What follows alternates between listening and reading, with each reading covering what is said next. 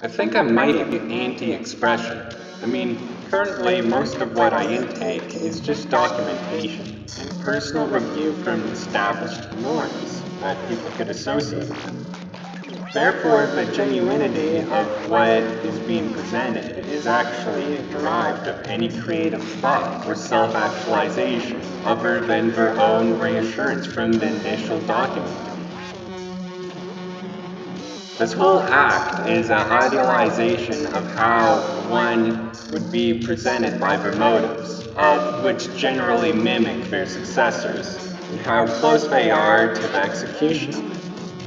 I, for one, don't know what the proper medium is to express this, but I want this to go public. I wouldn't know how you would act with this information, but I shouldn't come into this expecting an outcome. We all strive for some sort of understanding and all try to find balance for mutuality. Therefore, it's easier to give up your individuality and try to replicate something that you know would give reassurance on your character. I know what I'm saying doesn't humor you in any way, and I'm only saying it for myself. This just proves the selfish nature of me wanting understanding. And if I were to offer you something, I would meet you on your own terms. We subconsciously give ourselves up, and that's a beautiful way that relationships work. Understanding by giving yourself up.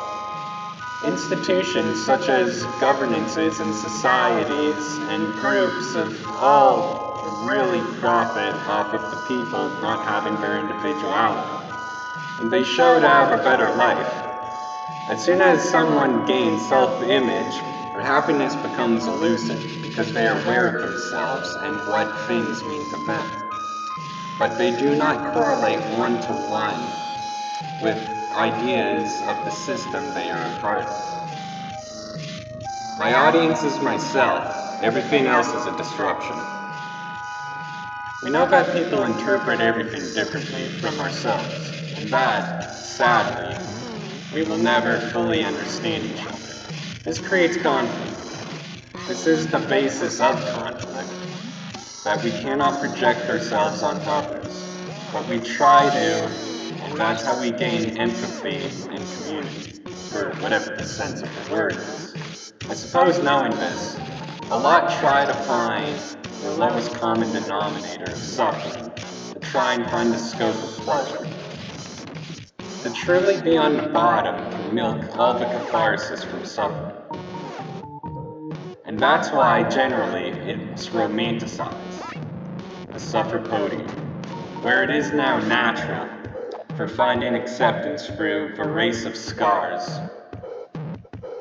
This, in a way, perpetuates the love for pain, thus is now the new norm. But I digress.